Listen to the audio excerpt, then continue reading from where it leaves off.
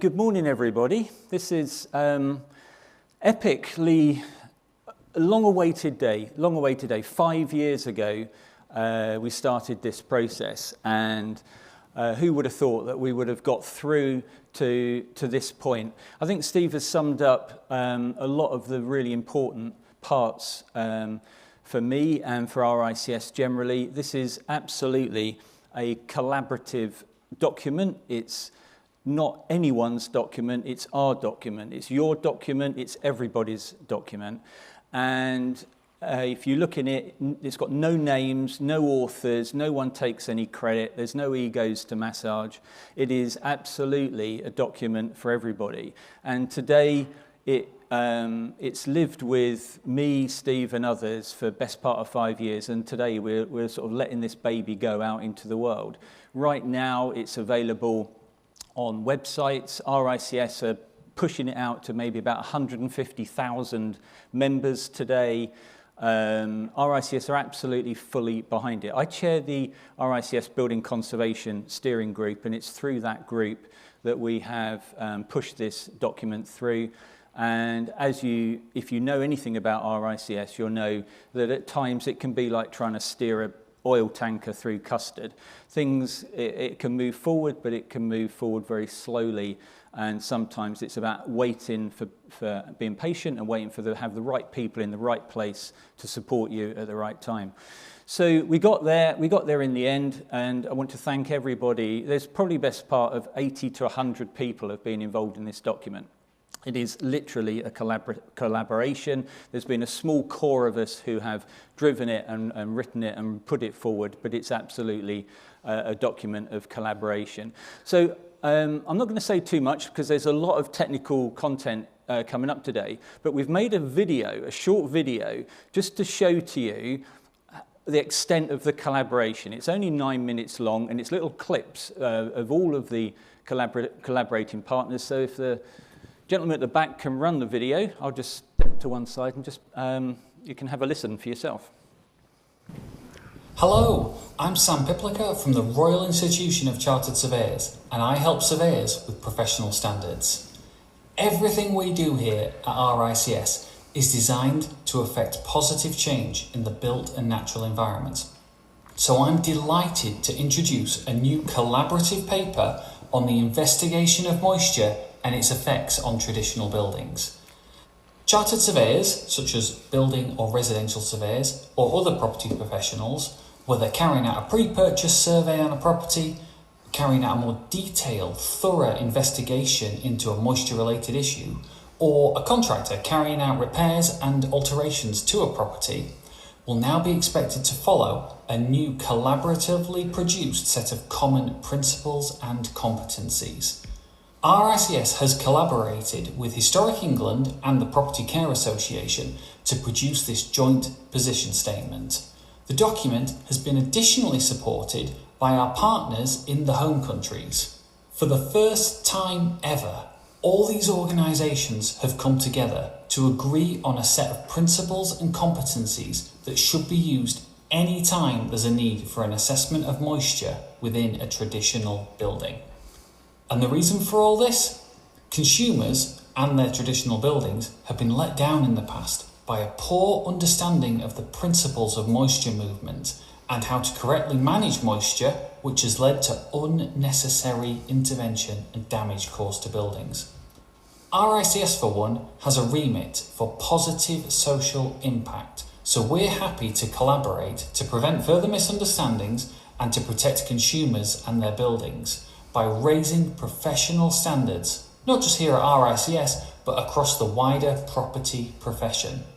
RICS fully backs this new initiative and looks forward to the positive changes that it will lead to. Thank you. Hello, I'm Ian Morrison. I'm Director of Policy and Evidence at Historic England. Damp is a major and increasing problem in many buildings, for those that are traditionally constructed as well as those of a more modern design. We know damp directly causes building fabric and contents to decay. It creates really unhealthy conditions for occupants, and it makes buildings more expensive to heat. So as the cost of living increases and as we adapt to a changing climate, we must reduce energy consumption. So dealing correctly with damp in all buildings has never been more important. Historic England, we devote significant resources to researching damp-related problems. We advise building owners how to remedy damp, and occasionally we grant aid work to buildings where damp remediation is a really significant part of the project. We know that significant time and money can be wasted if the causes of damp are not addressed properly or are properly diagnosed. In such cases, far from solving the problem, remedial work can actually make the problem worse. We therefore welcome the opportunity to work with the RICS and the Property Care Association in developing this set of principles and competencies to underpin the proper investigation and treatment of damp in traditional buildings. Crucially, the approach described in this joint position statement is based on an understanding of old buildings and how moisture moves within them. The advice should help to ensure that remedial work seeks to treat the causes of the problem rather than just tackling the symptom. This will benefit the buildings, the owners, as well as the wider environment. And for that reason, Historic England really welcomes and is pleased to see the publication of this document today. Hello, my name is Steve Hodgson. I'm the Chief Executive Officer at the Property Care Association. I'd just like to say how proud we at the PCA are of the small contribution that we have made to the production of this joint statement. For the very first time, organisations, including the Royal Institute of Chartered Surveyors and Historic England and the PCA, have come together and pooled its knowledge, its expertise and its expectations to create a document that unifies us in regard to the way that we believe dampness should be diagnosed and investigated and dealt with in traditionally built buildings. This is not about high-end listed properties. It's about the mundane as well as the special.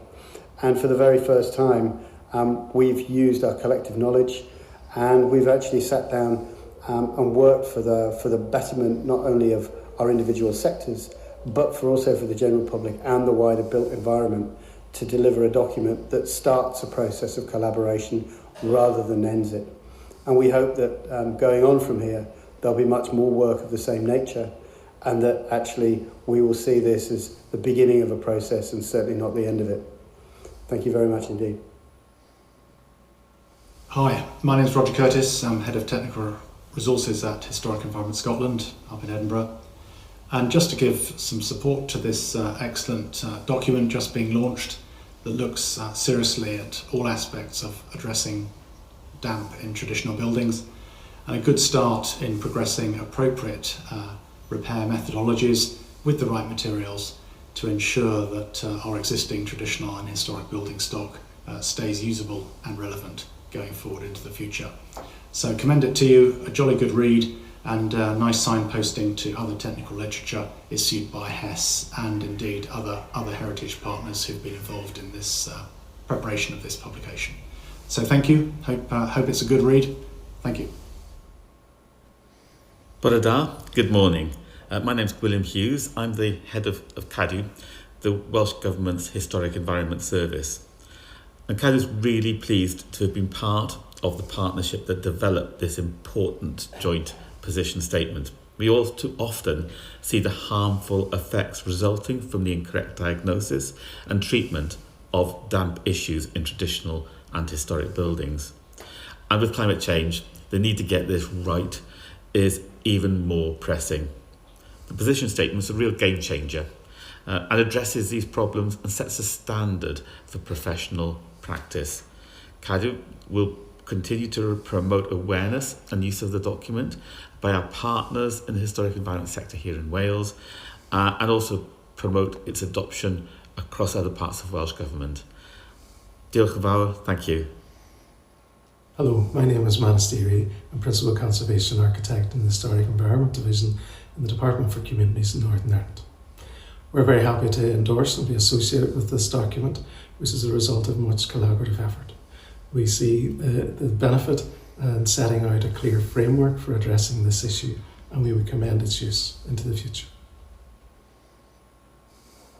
Hello, I'm Professor John Edwards, and I am a Trustee, Non-Exec Director of the IHBC, the Institute of Historic Building Conservation, and also Chair of their Technical Panel. And I want to recommend and endorse this new publication, this new joint statement on how to deal with moisture and dampness in traditional and historic buildings. Some of us may be doing it already long before it was ever written, but many people don't know exactly how to do it. So this guidance will tell people how to do it properly and enable everybody to do it consistently. This has come at the right time. I think there's a greater realisation now that we must deal with moisture problems in buildings properly. As a rule of thumb, they equate to around 80% of all problems in buildings, and if we don't deal with them properly, then the moisture will keep coming back. Thank you for listening. Dampness is a subject on which we receive the most inquiries about on our technical helpline at the Society for the Protection of Ancient Buildings. That's hardly surprising given the UK's maritime climate. Despite dampness being commonplace, we have long been concerned about the extent to which it's misdiagnosed and ineffective and damaging remedial treatments are carried out. The SBAB has therefore welcomed the opportunity to come together with other organisations to input into the new joint position statement. In doing so, we hope to raise professional standards for dampness inspections and better protect old buildings. There we go. Thank you very much for being patient and listening to that. As you can see, everybody is behind this across the home countries. It's truly groundbreaking.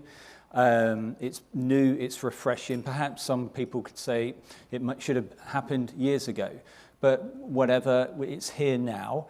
Our next task is to get this document out into the wider world, to publicise it, to get it into also universities. Steve mentioned, the next generation. He's absolutely right. A lot of us are looking around this room. We've been in the industry for decades, and we're not going to be there for too many more decades. And we need to get the seeds sown in the minds of the younger people so that it will become second nature. During the question and answer session, I'm sure you've got lots of ideas or questions as to what RICS is going to do. I can tell you just straight up that this document is fully backed and endorsed by RICS. It's enforceable by RICS. So surveyors who choose to deliberately ignore it or to go down their own path, theoretically, a client could complain to the surveyor or to RICS, and it's been made very clear that they're going to take it seriously, hence why they've allowed us to go forward with it over the last 5 years and why it's got the logo on the front cover. I'm not going to go through the document in detail, you've got it in front of you, but I just did want to show you the order of the content of the document. And what is really interesting and perhaps surprising to a lot of people who have spoken to me in the years leading up to it is that there's been an expectation sometimes that it's new and that it has a totally different change of direction. Actually, if you look through it, you'll go, well, what's all the fuss about? We've been doing that for years. And for many people, they have. But laying it out on paper in this structured step-by-step approach, we think will be very useful to clients, to property owners, that is, and also to the professions, contractors, and especially to those who are new entrants into the profession, so that they can follow this through, they can understand and learn the principles and competencies. And then when they get to the end and the back page in writing their report to their client to provide impartial, unbiased advice, it's all there, and they will effectively be on a level playing field with everybody else. I know time is pressing. You've got lots of really interesting speakers coming up. I just want to take this final opportunity just to say thank you. There's a lot of the speakers in this room have been involved in the preparation of this document over the last 5 years or so. Thank you to Steve for being there at the start of it when we started putting it all together, and I'm sure there's been some battles along the way that we've all had to fight. But we got there, we're here, and today is the first day. It's the first day of a new start, I think. I think it's the first day of a new start for many people. So I'm going to leave it at that, and I'm happy to take any questions in a little while. Thank you very much.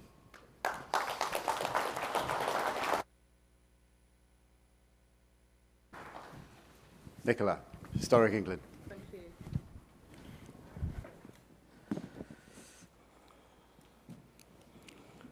Excuse me for hobbling to the lectern.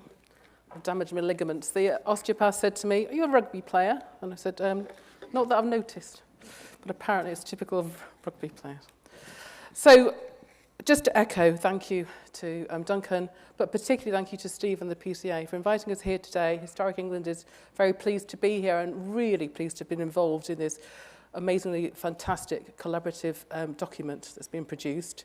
And I have to say, I've been directing people to the Property Care Association website for the last 18 months or so because that's where the document has been lodged. Ian McCaig has been mentioned. So he used to be a colleague of mine in the building conservation team at Historic England. And I just want to say a little bit about the team.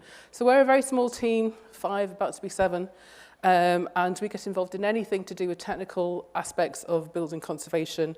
And we have a website, and if you want to be informed of all the free advice that we provide, publications, information on the website, webinars, etc., then you can sign up for our newsletter. And the October newsletter will go to 1,800 people in the historic environment industry and sector, and we'll mention the document. And to let you know that you'll also be informed if you sign up of 2 documents that are coming, which will absolutely sit alongside the joint statement that's been produced. The first is a technical advice note by Ian McCaig and Dr. Brian Ridout on the investigation of assessing dampness in historic buildings, and will be a practical guide. And the second is some research that we commissioned Oxford University to do, looking at the different methods and equipment to monitor moisture in porous building materials. So they'll be coming out this year. The joint statement acknowledges the importance always in considering the bigger picture in investigating moisture, and whether you're dealing with traditional solid wall, porous, traditional construction or modern construction. Of course, there are aspects about the bigger environment and the interchange of moisture with the environment, about maintenance, about defects, and below ground drainage and services, etc., which are common whether you're dealing with traditional porous based construction or modern materials. However, the joint statement also acknowledges that there are additional aspects when dealing with traditional buildings, and aspects are going to be covered, such as understanding significance, because if you've got a listed building, then the conservation officer will be all about whether you have understood the significance of the building you're dealing with. And then you also have to understand much more with old buildings about how it's changed and evolved to where it's got to us now. And understanding is the key to really good diagnosis as well. In my short presentation, I just want to focus on one aspect of understanding, which is really key and underpins this document, and that's about moisture transfer in traditional solid built porous materials, because they differ to modern construction. And the reason they do is because of the date in which they were built and the materials that were available. Sometimes people refer to modern construction as being a kind of a Macintosh approach to moisture, because you have damp-proof courses, you have damp-proof membranes and sealants, and you're able to keep moisture out from the first the building is constructed. It's not the same with traditional materials, because we're looking at materials pre-cement. Cement was patented in 1824, but it wasn't until the early 20th century that kiln technology meant that the firing temperatures meant that you got the calcium silicate minerals similar to OPC that make the material impervious.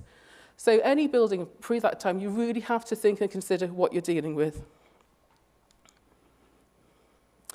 And often you hear the term the need for old buildings to breathe as well.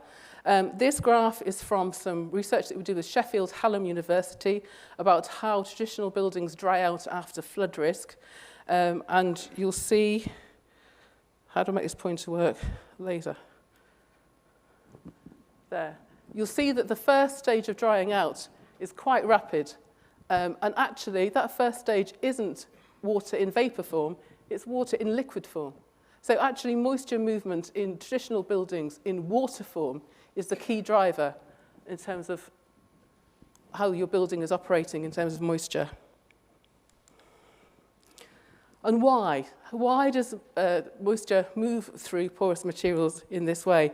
This is a magnification of a lime mortar sample, and the blue indicates the pore spaces in the lime mortar. Characteristics which allow moisture movement is that the lime mortar is porous, that the pores are well connected, and that allows for permeability. And crucially, because it's the form in which moisture moves through porous materials, the capillary active materials. So moisture will go towards the pores in a lime-based mortar as opposed to the masonry units of the construction you're dealing with.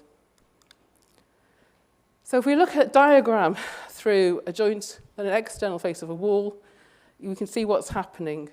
It's a capillary movement of moisture both inside, from outside when it rains, goes into the porous materials, that is true, but also the moisture within the atmosphere and the building is drawn towards porous materials, and it's the external surface where you get the evaporation of the moisture in liquid form to vapour and diffusing away. And it's the protective measure of the porosity, the material being more porous in the joint than in the masonry, that's important. And that term breathability, you can see how it's been used because it's true. You know, moisture is taken up on that external face and it evaporates away. So there's a constant flux. And that's one of our challenges when you do a survey. You know, a one-off survey, you have to really bear in mind time of year, you know, whether it's just rained, all the other aspects. A one-off survey often has to be, in our view, followed up with more additional understanding because you've got a dynamic situation going on. Dr. David Wiggins, in his PhD, demonstrated that it was capillarity through which moisture moved through porous materials. And it's critical, the critical point is that lime and calcitic materials have a pore size of 1 micron, which is absolutely the best for encouraging capillary action in a porous material. If you think back to science days and there's capillary tubes in the lab, you'll saw that the moisture rise was higher in the smaller capillary tube than in the larger. You know, water has a cohesive bond to itself, and also the surface tension is important in terms of moisture movement. And then if you put that and think about it in terms of its effect on a cross-section through a wall, the bigger grained pores in the stone, the moisture will move towards the smaller pores. It's physics in the lime-based material, and that's what's happening in terms of moisture movement. And if you block that evaporation by repointing in an impervious cement mortar, all you're doing is removing that ability for the moisture to reach the external phase and evaporate away. So it's held, and it will either go, because it can't breathe through there, it'll go into the material, your historic fabric that you're trying to protect, and cause damage. And this is what has happened here. And I realised that I've got 10 minutes. This is incredibly naive, basic. There's so much far more to this going on. You know, what about salts, etc. There's better people than me in terms of physics that can talk about that. But I feel really strongly about this because as a graduate surveyor in the 80s, nobody told me about this. So I was able to become chartered, work in private practice, didn't deal with historic buildings actually, but it was only when I did my master's degree that people pointed this out to me and I thought, well, you know, there's a lot of harm being done to buildings through ignorance. And that's why this document is so fantastic, because it's about raising awareness and understanding. So we've focused on mortar joints, but of course, if you've got that capillary active material of lime-based material as a render, then you've got a whole surface over a building. And, you know, we today, with our modern eyes, like seeing the stone in buildings, but so many rubble cord and rubble stone buildings were supposed to be rendered. They were supposed to have this weather protection so that the moisture actually gets away from the building and isn't held internally. And it's the same with finishes, internal finishes as well. were lime-based and lime wash surfaces, moisture getting to the outside. So if you do the wrong thing and put a hard, maybe through only being told about ceiling buildings, if you put a hard impervious plaster internally, then you just cause a build-up of moisture behind so that it eventually blisters off, or you put the moisture and any salts elsewhere. So I'd like to think that she is praying for her soul to go to heaven, but she might just be praying for the right kind of plaster to be put on next to her. So I hope, in my very garbled, rambled, quick way, I've helped you understand why Historic England feels it's so important to have this document. Because, as has been shown, the industry is certainly looking for it, and Property Care Association absolutely have led the way as a trade body to endorse this document and be part of this document and drive this document. And it means so much to us to have a collaborative document like this. It's very important. So I commend the document, and I look forward to take any questions that you might have. Thank you.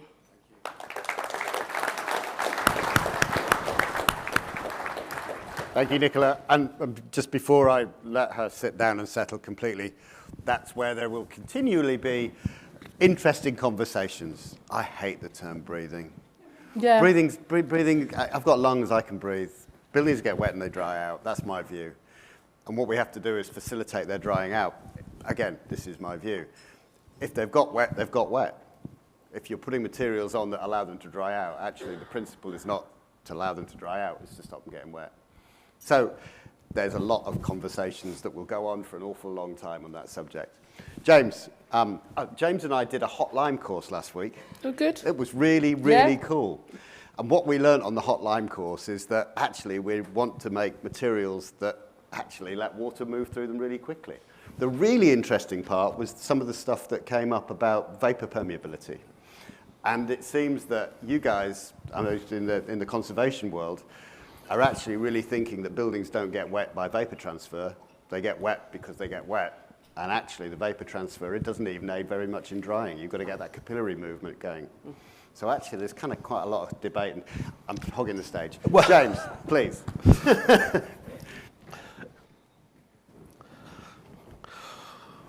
Well, I thought Steve had delegated this to me to give himself a rest, but clearly that wasn't needed. So I think the other reason that it's been delegated to me is I was not part of the drafting panel, as it were. So I've been asked to provide a perspective of someone that's chiefly responsible for getting you guys, our members, to implement this into their day-to-day sort of operations. We've heard a lot of good reasons as to why this document is so valuable already. I just sort of want to re-emphasize that, really. Steve mentioned in his sort of opening ramble about, we are rapidly approaching our centennial year as a trade association. And we have had such longevity because we've always strived for best practice. That's what we're based on, that's what we're still looking to achieve. And if this is what the wider industry now perceives as best practice, then I think it's only right for us to pick the ball up and run with this. It's the right thing to do. You've all seen the document now. As was mentioned earlier, it's been in its draft format for a number of years. Hopefully you've all seen it, you've picked it up in its current format. It's 15 relatively short, concise pages. It's not a precise recipe. It doesn't say thou must do this. It's overlining or overarching headline sort of considerations you should be thinking about when doing your damp diagnostics. And the reason it's there is for the reasons that we've already been told. It's about getting diagnostics right. And if you get diagnostics right, you're going to put the right remediation in if remediation is required. And then hopefully that leads to the protection of old and historic structures where no intervention is needed or the right intervention is put in place. And I don't think there's anyone in this room that believes that that is the wrong thing or doesn't believe and endorse that as a point of view. So what about what's the document about? Traditional buildings. What is a traditional building? I don't like the term traditional buildings, but it does rather nicely tell us what it considers a traditional building to be. Something, a solid wall built from permeable materials, as sort of already described. So brick, stone, lime mortars, that sort of thing. So is this document only of value to them? Well, no, actually, whether you're looking at a building from the 15th century, 1915 or even 2015, this document will still put you in good stead if you're doing damp diagnostics in any of those buildings. So the principles that are set out in there are just good practice, regardless of what you're looking at. One of the other big changes between the draft version and this sort of current version is the draft version was very much set out to be for the pre-acquisition survey. Now, thankfully, they've realised that actually there's merit to this document beyond that, and for anyone that is doing damp diagnostics or moisture remediation, there is value, and if you follow the principles that are set out in this document, it's still going to get you across the line. So for our members, you know, a lot of you boys and girls, that your bread and butter stuff is damp surveys, damp and timber surveys. It's what we do on a daily basis. So this document is out there. We are going to be judged by this document more than anyone else, purely because that is what we are doing. So we're going to be held more accountable for this document than anyone else. And we can get there quicker as well. It is the right thing to do. So how will the PCA adopt this? Well, I will actually argue that we've already started it. We started 5 or 6 years ago when we reviewed the Code of Practice. So if anyone saw the Code of Practice change, it went very much from about treatments and then very much about diagnostics in its new version, and more holistic diagnostics as well. It covers all forms of moisture in building now. So that was the first change. That followed suit was changes to the qualification. We went from the CSRT to the CSTDB. And if you were to mirror the syllabus compared to this statement, you will see they are very, very similar documents. Actually, they are very much singing from the same song sheet. They are not poles apart. So they are, you know, they're in unison there, which is great. More recently, we've had the development of our online training as well. And I know that that was sort of instigated through COVID predominantly, but a lot of that online training was based around this draft document. So that is incorporated. So I do genuinely believe in a lot of instances we are ahead of the curve. And the other thing to bear in mind, as Duncan alluded to earlier, this isn't based on new guidance. I personally don't think there is nothing that's sort of a surprise or particularly new in this document. It's just a collaboration of sort of best practice that's already out there and sort of pulled into one form. So it's based on things like BRE Digest 245, BS 5250, 7913, and the documents that the PCA and all the other institutions sort of provide as well. So there's no surprises there. What is unique about this is the way it's being endorsed. So with that in mind, do I think that we're already there? Are we already compliant, and is there any work to do? Well, yes, there is. I'm not naive to think that, you know, there isn't something to do with this.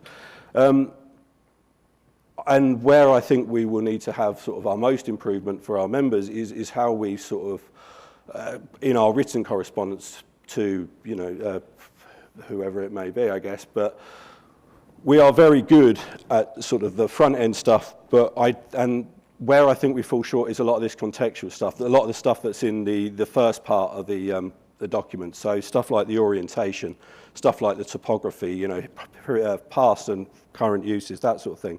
I think it's stuff we're doing. I think it's stuff that we're doing by instinct. We're all going to site and then we'll realise it's on top of the hill and it's getting battered by the wind-driven rain. But I wouldn't say we're necessarily particularly good at articulating in that in our reports. Where we are quite fortunate as an association is we have a level of engagement direct with our members that is pretty much unrivaled with everyone else. We will get in front of you, we will look at reports, we audit you, and we have these direct conversations.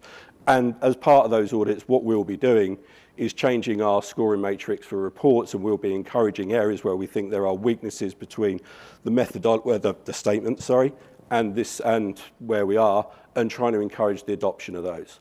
So we're quite fortunate in that regard. One of the big areas I think we will need to see change, and there'll be a lot of development, I think, even with us, is around this historic or heritage significance, and that's why I'm very much looking forward to your presentation later to see how we can adopt that and how we start articulating that in our reports, because I think that is an area where we need to develop. So I think that's going to be very interesting, so I'm looking forward to that one. So there is some development I think that we need to do. Likewise, there's some areas of development I'd like to see in the statement as well. it quite rightly recognises that there's a difference between old and new properties. They perform differently from a moisture point of view and thermally as well. However, the reality is that those that occupy those old buildings have expectations that they perform like a modern building. And I'm not sure if that's entirely addressed in this document in its current form, and perhaps room for change going forward. So just to wrap it up, it was sort of mentioned that this was sort of the start of collaborations, and I sincerely hope it is. If we continue to work together to get best practice, ultimately those that benefit is the consumer. Because if we're all striving for better, those that sort of benefit the most is those that are paying for the services. So I think that's absolutely where we should be. I mentioned at the very start that this is sort of a continuation of best practice. Best practice is never static. It should always continue to evolve. And as far as I see it, this is just a continuation of that evolution. I don't think there's anything new, as I've sort of said, but I think we can still continue to make sure that that is adopted and push the bar even further. I don't think we represent everyone in this sector. In fact, I think we're a long way from everyone in this sector. And I think, you know, unfortunately, there has been bad practice in the past. But what I do know is that we represent those that want to be the best and want to strive to get better and do the right thing. And if we can do that, then what we can do is we can signpost people to those that will adopt this methodology, those that will want to push the bar, and then there is that element of consumer reassurance as well. So, right, thank you very much. Thank you, Jay. We kind of engineered in, guys are staying on the stage, you're not going anywhere. We engineered some time for questions and answers now. We've got a quarter of an hour. So I'd like to welcome questions from the floor. Anybody want to know anything about how we've got to where we've got to, or what this thing, how this is going to roll out and how we're going to work to it? Dave, please. Dave Hammond, do you want a microphone? Yes, why not? Run!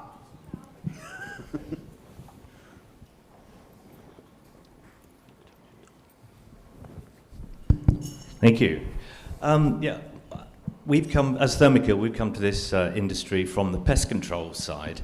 So we actually deal with damp when we see damp pests like fungus beetles, book lice, dust mites and things like that, all of which are damp loving. Now in the pest control world, we have a pest management sort of sequence called exclusion, restriction, destruction. When you look at a pest problem, you ask yourself, how did it get there? How do we keep it out? Restriction, if anything gets in there, life is difficult for us as possible. And then destruction is then physical, and chemical destruction should be the very bottom of that. Now, I've just put some notes here, listening to what Nicola was saying. And by the way, I totally endorse you. People aren't thinking about basic physics in the past. I mean, that's just very, very relevant. But exclusion, you can look at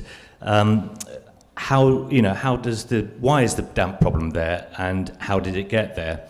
The restriction side, we ask these questions of people, is about lifestyle.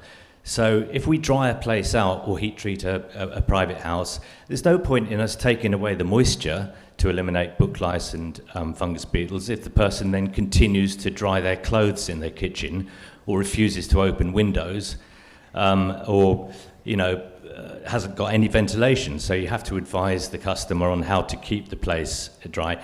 And then finally, on the destruction side, we have obviously heat and ventilation are the two ways to sort of eliminate damp from what we have worked out for ourselves in this industry. And we sort of develop a series of pulse drying, which like evaporate out and then get rid of the water. And yet this basic physics is ridiculous. I've seen people trying to dry houses out with direct burn propane burners. Burn propane, you get water.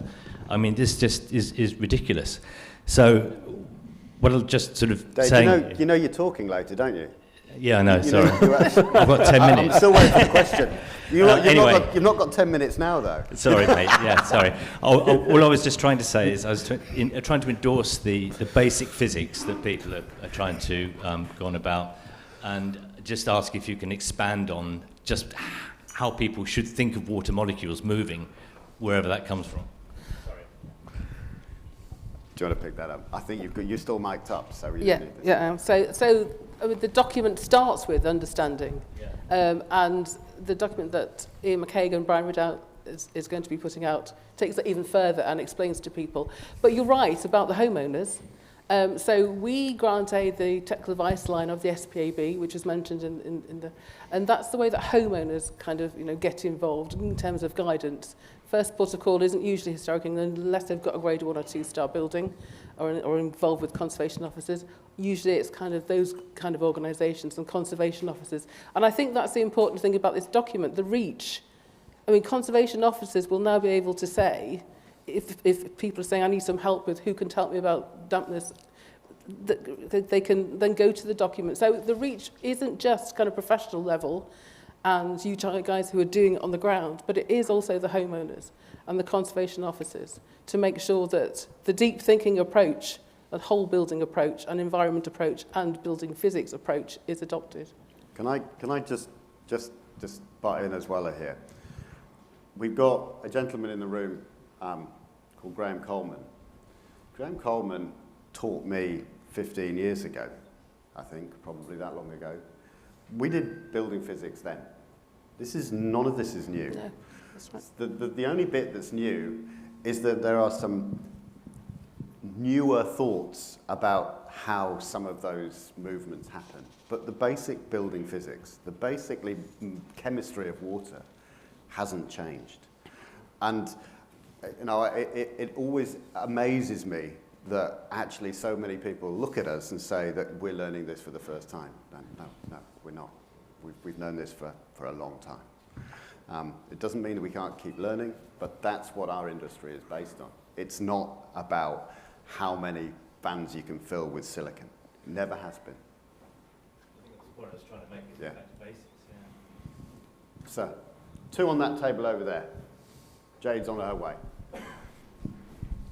Good morning, Greg French from Davis French & Associates. Simplistic question to the panel. Are we saying that traditional buildings are anything that predates the introduction of Portland cement, regardless of whether they're historic in any nature? And secondly, what proportion of our building portfolio fall into the traditional building category? Duncan, do you want to pick that one up first? No. That's a good question. Look, in the introduction, we put a very vague summary explanation of what we think a traditional building is. I don't want to get hung up on definitions. It's irrelevant. It's a building. Someone is buying that building, already owns that building. They've got a question about moisture in it. The idea is someone's going to go in there, whether that's a surveyor or a contractor or whatever, and give them some advice. It doesn't matter if we spend weeks, days, months elaborating on the semantics of a definition. It's just a building. Someone wants impartial, unbiased advice. This document will help them go and help the person who's advising, whether that's a surveyor, a contractor, or whoever, give them that good advice. John's got some better figures for you if you want some data on numbers a bit later in his talk. But I don't want to get hung up on definitions of what's traditional, not traditional. It's a building and someone has got a question on solving a problem. And that's what this document hopefully will lead the person providing that towards. I'm going to let Nicola come in a second, but again, it's my gig. I can speak when I want. I totally agree with what Duncan said. It doesn't matter. The fact is that traditional buildings are not as they were when they were built. You know, a building that was built in the 16th century is as it was the day the builders walked out. It's by definition a hybrid. It'll have central heating, it'll have plastic windows, it'll have all sorts of things that it doesn't necessarily design perfectly to have. And likewise, even relatively modern buildings built in the 50s and 60s, actually there was an awful lot of cues taken from traditional construction.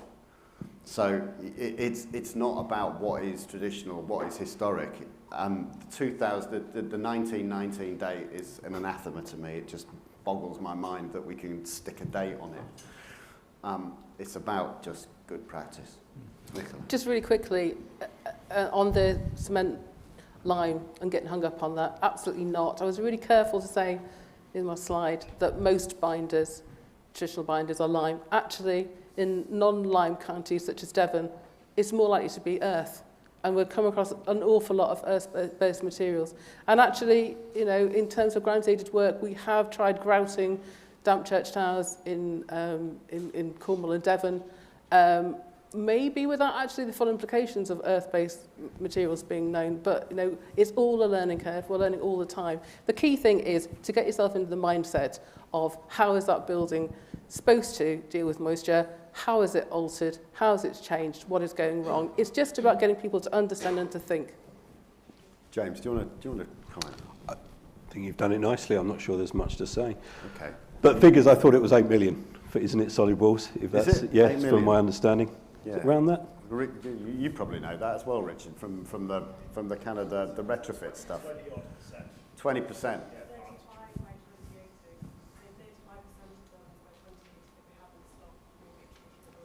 There you go. There you go. Yes, Mark Duckworth, Martin and Mortimer Chartered Surveyors, members of the PCA. Two things, if I may just comment on. Firstly, by way of feedback, I really want to endorse and compliment and thank your members for collaboration, because I know this has not always been the case. And I think it's really significant, because the exponential benefits, as I see, to not just owners of buildings, but the buildings themselves. I take the view that no one has the monopoly on older buildings. This is so complex, there's so many aspects to them.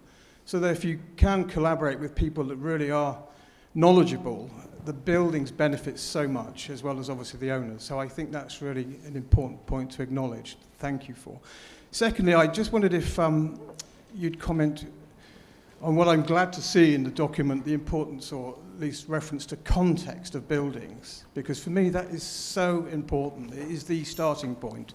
Namely, if you don't understand the context, the soil type, all the other aspects, and you don't look at a building in a bespoke manner, because they've all got variations of materials, the evolutionary history, you cannot ultimately arrive at an accurate diagnosis, as I see it.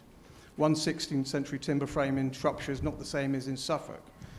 So I just wondered if you'd be kind enough just to give me your thoughts on that, because I say that because I think it's been so overlooked for so many years. People dive into the fabric, they dive in with their meters, and they don't start with appreciating all those other background factors within which the other data collection aspects start to make so much more sense. And you get a very logical, understandable diagnosis, which invariably is far more accurate and therefore beneficial in terms of remedial strategy.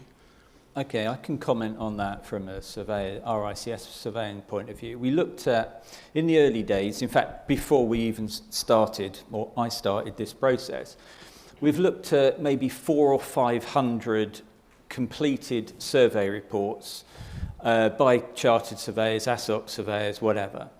And the disappointment was that there is no diagnosis. There wasn't. It was just an observation.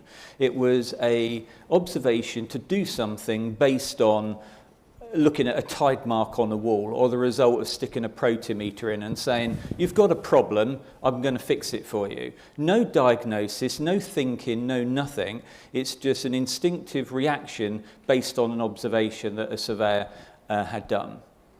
So I think the first point to pick up on your question is that for many people doing routine, particularly pre-purchase surveys, perhaps the follow-on inspection might be a bit more detailed. Someone might well be considering the context of the building, ground levels outside versus internal floor levels. Are the gutters leaking? You know, all these things. Also, like the photograph that Nikki showed up about cement mortar on an outside, gypsum plaster on the inside. You know, all these things might come later, but at that point of pre-purchase, it's very disappointing to say that the evidence shows us that surveyors, RICS surveyors I'm talking about, were not doing the diagnosis at all. It was an observation and a reaction point. And what we're trying to instill through this document, and in the years that we've had the draft, is to encourage this whole building approach, this thought process of not reacting to an observation, but thinking about it, looking for the source of the moisture. And sometimes it's so blatantly easy and obvious. You don't need to do anything. Just lower the ground, wait a year or two, fix the gutters, let the brickwork dry out, and the problem will effectively look after itself with very, very minimal actual intervention to the building.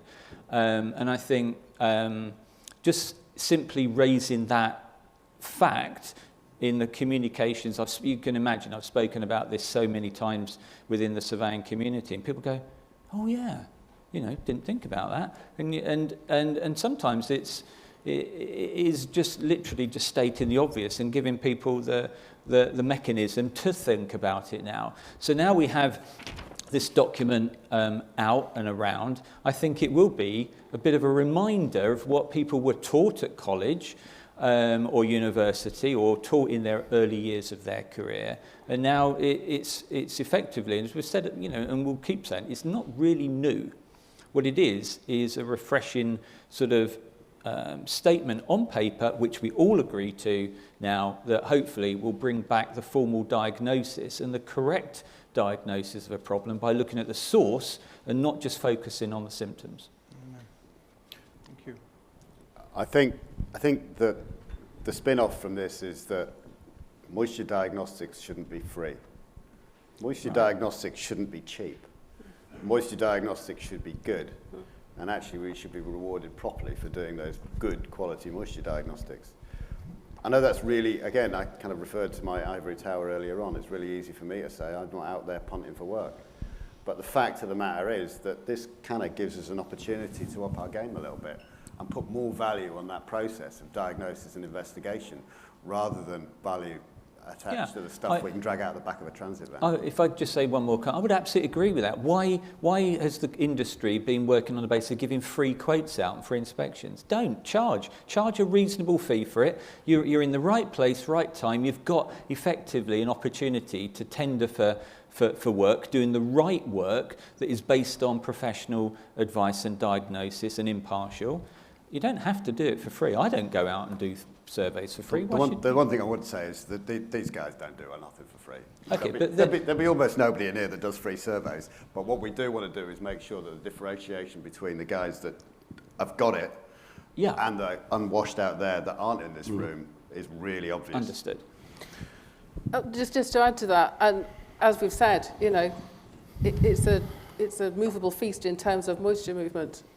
I mean, diagnosing where water is coming in, you may be able to do on a kind of one-off visit, but the interaction with the environment and more complicated things of what's happening with moisture in walls usually needs more than one visit. I mean, we're asking an awful lot of a surveyor to pick up in just one time shot what is happening, and well, we couldn't do it. We absolutely require kind of relative humidity and temperature and things to understand the building environment over a whole season. I mean, I know we're in a different world to you, but again, hopefully this raises the importance of explaining, doing it properly, and would therefore help you in the investigation and the follow-on to what Nicky's just said is the communication of that time frame to the client, not putting an expectation that there's a quick fix, that you go in, you see a problem, you know what, I can fix that in 2 weeks' time. No, maybe you can fix it next year, 2 years' time, and you start the process now. And that communication to put realistic expectations into the homeowner's report, the report that you're going to produce for the homeowner, or the verbal conversation or whatever, being realistic about it. These traditional buildings would require time to dry out. Hudson, I think we're going to take yours as the last question, if that's okay. Okay, yeah, just quickly, there seems to be a bit of a tension, especially if we're talking about 8 million buildings, between people's occupants' rights under government legislation like the Homes Fitness for Human Habitation Act, and the occupants effectively being told they need to compromise in terms of their rights under those acts because they're living in one of these seemingly 8 million traditional buildings. How do you think that tension can be resolved? You really are a provocateur, aren't you? And that, Hudson, as you know, is, and I'll pick this up first if you don't mind, is one of the principal conversations that was had around the table when we weren't seeing eye to eye. And we still don't see everything completely in wonderful, clear, stereoscopic kind of shared visions. I think that for me, this is about choice as much as anything else. And I'm very keen that whether you live in a back-to-back house in Bradford or whether you live in a palace in Surrey, you actually should be able to be given a choice. And if you don't have any money, you should still have an expectation to live in a dry, warm house. For me, I think that the heritage organisations have really got it wrong if they're going to say to somebody that lives in that back-to-back house in Bradford, you need to spend 25% of the property's value on making it dry. Because the alternative is to spend 5% of its value and make it dry, and it's not quite in keeping with the heritage ethos. If you don't allow that to happen, those buildings will become irrelevant. They'll fall out of fashion. They will be unoccupiable. They'll become unaffordable. And exactly the opposite of what we're trying to do, which is preserve those buildings and maintain them and keep them relevant, will happen. And we'll lose them. So I think that our job is a job of interpretation, but it's also to have that informed conversation with a client, whether they are in that relatively low cost mass market or whether they're in a palace in Surrey.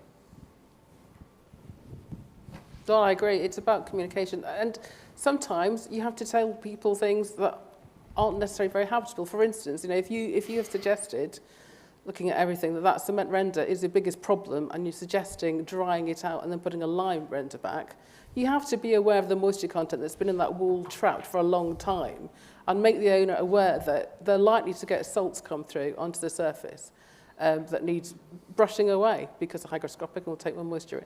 And that's not necessarily palatable. When it comes to church towers, for instance, we've learned that unless you properly drive down the water passages through the wall and dry it down and then put your lime render on, you have to take into consideration how wet that is, and it needs to carbonate before it will take the weather. And that means a lot of money in scaffolding and sheeting. So they're not always palatable, but they are conversations that you have to have right at the start, because otherwise you might be undoing work, and that's no good for anybody in terms of their responsibility and the world that we're in. Yeah, and also, as I just said, is having realistic expectations or delivering those realistic expectations to the homeowner. And an expectation of every older traditional building being dry is not a realistic expectation. Management of that moisture is absolutely realistic, and being able to provide education and advice to the homeowner that across a season of a year or 2 years, the moisture is likely to go up or down with the seasons, and that's normal. If, of course, it gets excessive and it leads to consequential damage, then that shows that something's not quite working. But simply having some moisture, if it's a cob building in Cornwall, right, it's got to have moisture in it. If you dry that out, the thing's going to get structural problems. So, that's probably at one end of an extreme. But I think this communication, this informed advice to the homeowner will go a very long way. Lifestyle choices, as was mentioned earlier, drying your washing indoors. And there are so many sort of relatively innocent points which can be communicated that actually require very little intervention into a building. So I think I would just leave it on the basis of that provide realistic expectations. And sometimes dry is not a realistic expectation, but management of the moisture is absolutely realistic and can be done by everybody. Okay, well, we've gone over time. I thought it was probably worthwhile continuing the conversation. I know we haven't finished answering that question, Hud. It will go on and on and on. And don't worry, guys, I haven't had an infusion of lime. It's not the answer to everybody's problems. It really isn't. It's just an answer to some problems. Anyway, I'd like to say thank you to everyone on stage. If we could give them a round of applause.